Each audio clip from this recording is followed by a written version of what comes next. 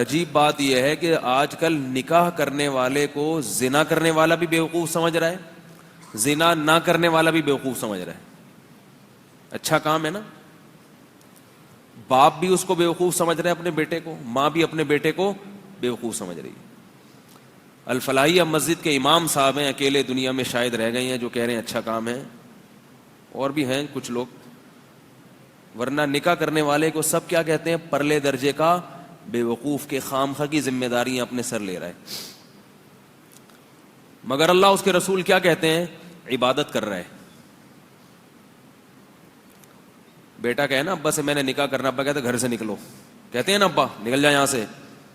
اللہ کیا کہتے ہیں؟ مسجد میں جا کے کرو. نکاح کرنا کہاں سنت ہے؟ بولتے ہی نہیں ہے یار. اللہ نے کیا میرے گھر سے مت نکلو، شادی ہال میں نہ کراؤ، کہاں کرواؤ؟ مسجد میں. ابھی الحمدللہ مسجدوں میں نکاحوں کا رواج بڑھ گیا ہے. اللہ کہتے ہیں میرے گھر میں آ کے کرو. ابا نے گھر سے نکال دیا کوئی پرابلم نہیں، ماں نے نکال دیا کوئی پرابلم نہیں ہے، نکاح ہوگا مسجد میں ہوگا. نکاح کرو گے ابا کی طرف سے صلواتیں سننے کو ملیں گی، اماں کی طرف سے اپنے خرچے پہ اگر کر رہے ہو، یہ بتا دوں میں اپنی ذمہ داری، یہ بار بار ایسا نہ ابا کے خرچے پہ. ابا نے پال گیا، جوان کر دیا، بس ابا کی ذمہ داری پوری ہو گئی، اب جو ہوگا اپنے خرچے پہ ہوگا. اپنے خرچے پہ کر رہے ہو اور ابا نے صلواتیں سنانا شروع کر دی، جو کہ کریں گے ضرور. اماں نے شروع کر دی، بہنوں نے تانے کوسنے دینا شروع کر دیے.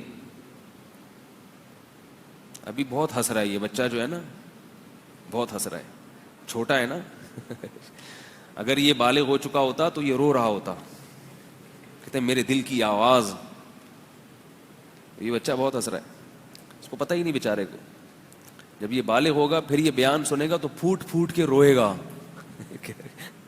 کہے گا کہ آپ کو کیسے پتہ چل گیا میرے دل میں کیا ہے.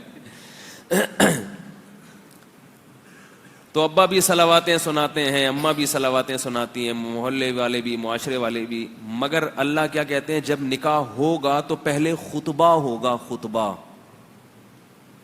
اللہ کی حمد و ثنا ہوگی. صلواتوں کا بالکل اپوزٹ ہو گیا کہ نہیں ہو گیا؟ دعائیں ہوں گی، دعائیں، حدیثیں ہوں گی، قرآن کی آیات ہوں گی. نکاح سے پہلے خطبہ دیا جاتا ہے نا. کیا خیال ہے؟ اور نکاح پڑھواؤ گے کس سے؟ فقہا لکھتے ہیں، اس پر علماء کا اتفاق ہے کہ قوم کا جو نیک آدمی ہو اس سے نکاح پڑھوانا چاہیے. تو وہ حقیقت میں ہو نہ ہو وہ تو اللہ ہی جانتا ہے، لیکن لوگ جس کو نیک سمجھتے ہوں تو اللہ تعالیٰ اس میں حوصلہ افزائی کی جتنی بھی ان عناصر تھے نا وہ سارے کے سارے اس میں اللہ تعالیٰ ڈال رہے ہیں. پھر آپ اگر نکاح کریں گے، خاندان ٹائم پہ اگر نکاح کریں گے، بڑھاپے میں کریں گے پھر لوگ خوش ہوتے ہیں. اگر آپ بڑھاپے میں نکاح کر لیا نا آپ ہو گئے 48 سال کے، 50 سال کے، تو پھر تو لوگ رشتہ تلاش کرتے ہیں، بھائی اب کرا دو یار. 15-20 سال کی بات کر رہا ہوں جو جوانی کی عمر ہے، جس میں اصل حکم ہے شریعت کا کہ نکاح کرو. اس عمر میں اگر آپ کر رہے ہیں تو پھر یہ صلواتیں، تانے اور یہ الٹی سیدھی باتیں. تو اس میں اگر آپ کریں گے بھی تو آپ کوشش کریں گے سب کو پتہ نہ چلے، ورنہ معاشرہ ہمارے پیچھے پڑ جائے گا. اتنی کچی عمر میں، بچپن میں شادی کر دی اس کی، یہ کوئی عمر ہے؟ ایسی ایسی باتیں کریں گے. تو اللہ نے کیا کہا کہ جب نکاح کرو تو دھوم دھام سے ولیمہ کرو. دھوم دھام کا مطلب پبلک کو خوب اکٹھا کرو، اس لیے کہ صحیح کام ہو رہا ہے، غلط کام نہیں ہو رہا. ولیمہ کرو، کھانا کھلاؤ پبلک کو. ادھر ادھر چھپن چھپائی کھیلنے کی ضرورت نہیں ہے. لوگ کرتے ہیں نا تو بھاگ کے آتے ہیں ادھر، میرے کہنے کو مل جائے گا کمرہ ومرہ مل جائے گا، بھاگا ہوا ہوں میں. اور یہ بھی فرمایا کہ مجمع میں کرو. مجمع میں غلط کام کیا جاتا ہے، غلط کام تو چھپ کے کیے جاتے ہیں نا. میں ابھی آ رہا ہوں اصل وہ موضوع پر، یہ میرا موضوع نہیں ہے، لیکن تھوڑا تھوڑا ہمیں اپنی بھی تو ایک خواہش ہے وہ پوری کرنے دینا.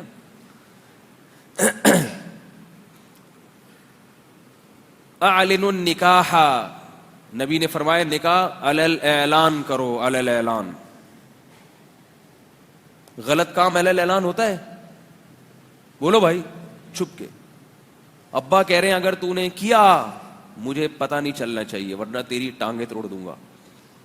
اماں کہہ رہی ہے اگر پتہ چلا کہ تو نے 17 سال کی عمر میں شادی کر لی, اتنے موٹے موٹے آنسو, میں قوم کو کیا منہ دکھاؤں. اپنے خرچے پہ کیے اس نے 17 سال پہ, اگر کوئی جاب لگ گئی ہے, کوئی وراثت میں پیسے مل گئے, اپنے خرچے کی بات کر رہا ہوں, یہ ذہن میں رکھو. تو اماں کیا تانا دیتی ہیں, ابا کیا تانا دیتے ہیں, پتہ نہیں چلنا چاہیے کسی کو. تو اللہ کیا کہتے ہیں اپنے حبیب صلی اللہ علیہ وسلم کی زبان سے, اعلنوا النکاح, نکاح علی الاعلان کرو, پبلک کو بتاؤ کہ ہو گئی ہے یا ہو رہی ہے, تاکہ پبلک میں جو کنوارے بیٹھے ہوئے ہیں ان کو بھی شرم آئے کہ یہ 17 سال کے ہو کے کر سکتا ہے اور ہم 47 کے ہو گئے. اور ایک اور عجیب جملہ کہا, وَلَوْ بِالدَّفْ, ڈھول بھی بجاؤ. ویسے ڈھول بجانا منع ہے نا, وہ ایک ڈھول بجانا منع پہ ایک واقعہ ایسا آتا ہے کہ ایک مولوی صاحب ہمیشہ ڈھول کے خلاف بیان کیا کرتے تھے کہ ڈھول بجانا منع ہے, ڈھول بجانا منع ہے. اب ان کا بچہ گم گیا تو لوگوں نے کہا بھائی ڈھول بجا کے ڈھنڈورا پیٹو پورے محلے کو. پہلے زمانے میں ڈھول بجتا تھا سب اکٹھے ہوتے تھے, بھائی کیا ہو رہا ہے, تو بتاؤ میرا بچہ گم گیا. اب وہ ڈھول بجانا منع ہے, وہ تو ساری زندگی بیان یہ کرتے رہیں گے ڈھول بجانا منع ہے, تو پبلک کو اکٹھا کیسے کریں. تو انہوں نے کہا چلو ڈھول لے کے نکلو اور یہی اعلان کرو کہ ڈھول بجانا منع ہے. ٹھیک ہے نا. تو وہ ڈھول لے کے نکلتے تھے اور لوگوں سے کہتے لوگوں میرا بچہ گم گیا اور ڈھول بجانا منع ہے. لوگ کہتے تھے بھائی ڈھول کیوں بجاؤ رہے, کہ نہیں تو میں اس لیے تاکہ آپ کو ایک شرعی مسئلے کا علم ہو جائے, لوگ اکٹھے ہوں ان کو پتہ چلے کہ ڈھول بجانا منع ہے. خیر, تو نبی نے کیا فرمایا, دف بجاؤ, ڈھول. ڈھول کا مقصد یہ ہے کہ جب ڈھول بجے گا تو سارے محلے کو خبر ہو جائے گا کہ فلانے کی فلانی کے ساتھ شادی ہو گئی. تو کتنی حوصلہ افزائی ہے دیکھو. اس لیے بار بار میں کہتا ہوں کہ یہ جو اپنی چادر ہے نا, اس کی ماحول اور رسم اور رواج کی چادر, اس کو اٹھا کے باہر پھینک دو, ورنہ یہ معاشرہ تمہیں کسی کام کا نہیں چھوڑے گا, یہ اچھے کام پہ اپریشیٹ نہیں کرتا, یہ ہمیشہ غلط باتوں کی ترغیب دیتا ہے. وَإِن تُطِعْ أَكْثَرَ مَنْ فِي الْأَرْضِ يُضِلُّوكَ عَنْ سَبِيلِ اللَّهِ, اللہ فرماتے ہیں اگر زمین میں اکثریت کو فالو کرو گے تو یہ تمہیں اللہ کے راستے سے ہٹا دیں گے. تو ان 3 غار میں جو چھپے ہوئے لوگ تھے انہوں نے دعا مانگی. ایک نے کہا کہ اللہ جب وہ چچا زاد بہن جس پہ میں عاشق تھا اس پہ مجھے مکمل قدرت ہو گئی تو اس لڑکی نے کیا کہا, اتق اللہ, میں تو مجبور ہوں تو مجبور نہیں ہے, اللہ سے ڈر. تو میں یہ عرض کر رہا تھا کہ زانی یہ بھول جاتا ہے کہ اس کا مجھے قیامت کے دن حساب دینا ہے, حساب دینا ہے اس کا. اور زانی پر ایک پھٹکار دنیا میں برستی ہے, وہ آخرت میں بعد میں, وہ یہ کہ اس کو جو گھریلو زندگی ہے وہ اس کی تباہ و برباد ہو جاتی ہے. اپنی زوجہ کی طرف رغبت ختم, روزانہ نئے مزے بدلنے کا شوق, اس سے اس کی لائف کیا ہوتی ہے, ڈسٹرب ہو جاتی ہے, ذہنی سکون خراب ہو جاتا ہے. جو حلال پر قناعت کرنے والے لوگ ہیں وہ خوش رہتے ہیں, وہ دیکھتے ہی نہیں دائیں بائیں کیا ہو رہا ہے, سکون سے زندگی گزرتی ہے ان کی. اور جو یاد رکھو جو زانی ہے نا, زانی, اس کا بڑھاپا بڑا خطرناک ہوتا ہے, بڑھاپا بڑا خطرناک ہوتا ہے. نکاح کرنے والے کا بڑھاپا آسانی سے گزر جاتا ہے بال بچوں میں. زنا کرنے والے کو بڑھاپے میں شوق وہی ہوتے ہیں جو جوانی میں تھے. یہ یاد رکھو, شوق ختم نہیں ہوتا. اگر کوئی یہ سمجھتا ہے کہ جوانی میں زنا کا شوق ہے یہ بڑھاپے میں خود بخود ختم ہو جائے گا, تو یہ بہت بڑی بھول ہے. اگر بڑھاپے میں زنا کی خواہش ختم ہو جاتی تو نبی صلی اللہ علیہ وسلم کی یہ وعید نہ ہوتی کہ قیامت کے دن اللہ بوڑھے زانی کی طرف نظر اٹھا کے بھی نہیں دیکھیں گے. قوت ختم ہو جاتی ہے, طاقت ختم ہو جاتی ہے, خواہش ختم نہیں ہوتی. اور اس سے بڑا عذاب کیا ہوگا کہ ایک چیز کی خواہش ہے مگر اسے پورا کرنے کی قوت نہیں ہے. کسی چیز کا دل چاہ رہا ہے آپ کا، مگر آپ اس خواہش کو پورا کر نہیں سکتے، یہ تو 24 گھنٹے کی ٹینشن ہے یا نہیں ہے؟ کیوں نہیں سمجھ میں آ رہی بات بھائی؟ خواہش ختم نہیں ہوتی بوڑھے میں اگر اس نے جوانی میں اپنے آپ کو کنٹرول نہ کیا ہو. جس شخص نے جوانی میں بدنظری نہیں چھوڑی، آپ اس کا بڑھاپا دیکھو، بڑھاپے میں بہت خطرناک نظر باز ہوتا ہے، وہ بہت خطرناک ہوتا ہے. اور پھر اس بدنظری کی پھٹکار اس کے چہرے پہ بھی پڑتی ہے، اور توبہ کی توفیق پھر اکثر نصیب نہیں ہوتی. لوگ یہ سمجھتے ہیں کہ جوانی ہے تو بڑھاپا جب آئے گا تو خود بخود چھوٹ جائے گا، نہیں چھوٹتا، خود بخود اور پختہ ہو جاتا ہے، اور پختہ. اس لیے اس خوش فہمی میں ہرگز نہ رہیں بھائی. اگر اللہ نہ کرے کسی نے زنا کیا تو خوب گڑ گڑا کے اللہ کے سامنے توبہ کرے. وَلَا تَقْرَبُوا الزِّنَا إِنَّهُ كَانَ فَاحِشَةً وَسَاءَ سَبِيلًا. فرمایا زنا کے قریب بھی مت پھٹکو، قریب بھی مت جاؤ. کسی عورت کے ساتھ تنہائی اختیار کرنا اسلام میں حرام ہے، کسی عورت کے ساتھ. یہ نبی صلی اللہ علیہ وسلم کی شدید وعید ہے اس پر کہ کسی بھی جوان عورت کے ساتھ آپ تنہائی اختیار، جوان ہو یا عمر زیادہ ہو، تنہائی نہیں اختیار کر. یہاں بہت ہی کوئی بوڑھی ہے، نانی دادی بن گئی بالکل ہی 90-95 سال کی، ایک الگ بات. جوان عورت ہو، 50-55 سال کی عورت بھی جوان ہی ہوتی ہے. آپ اس کے ساتھ تنہائی اختیار، بولو نا بھائی، نہیں کر سکتے.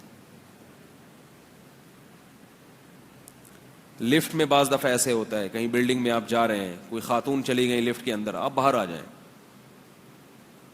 آپ نہ جائیں، موقع تلاش کر رہے ہوتے ہیں.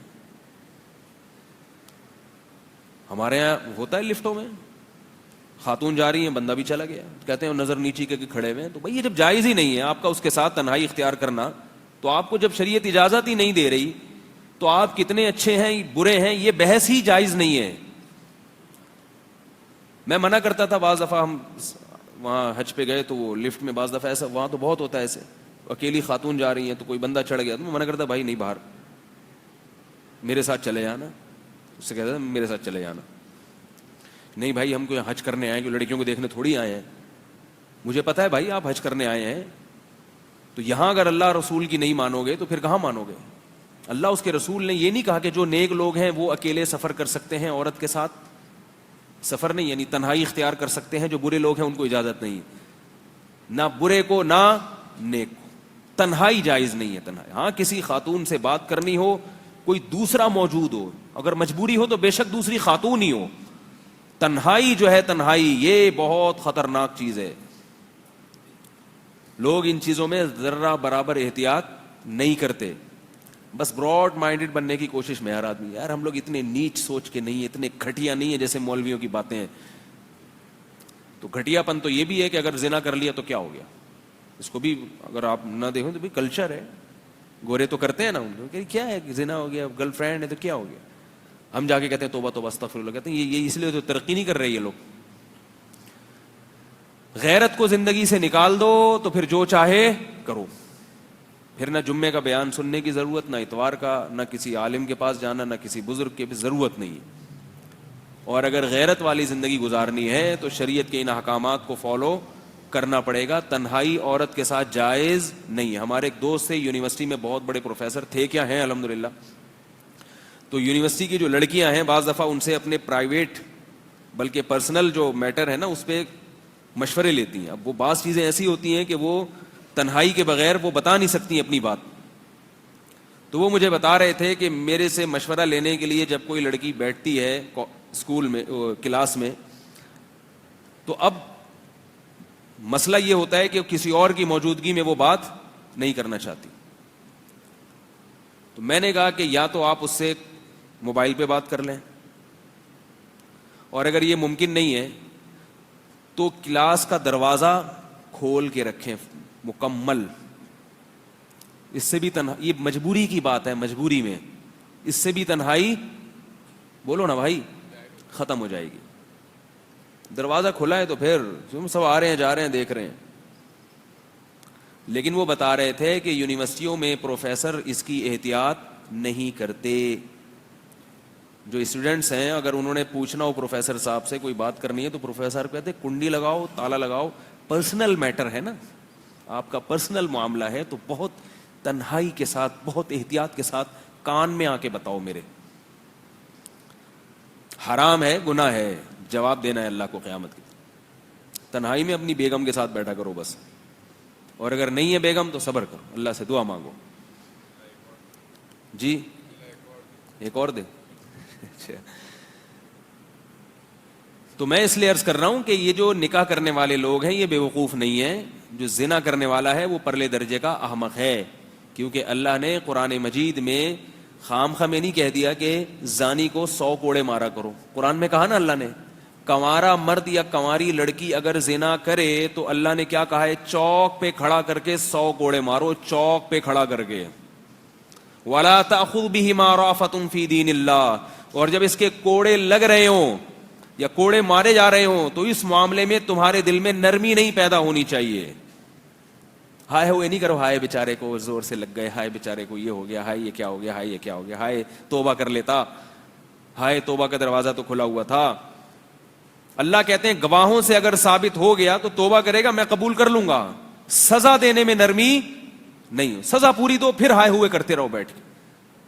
پھر اس کو عار دلانا جائز نہیں ہے, پھر اس کو تانے دینا جائز نہیں ہے. جب ایک دفعہ سزا مل گئی تو بس اب تانے نہیں دے سکتے. اور شادی شدہ مرد اگر زنا کرے, شادی شدہ کا تو سخت حکم ہے, اس کو جب حلال ہے تو حرام کی طرف کیوں جا رہا ہے وہ, تو پھر اس کی سزا کیا ہے بتائیے؟ رجم ہے, رجم.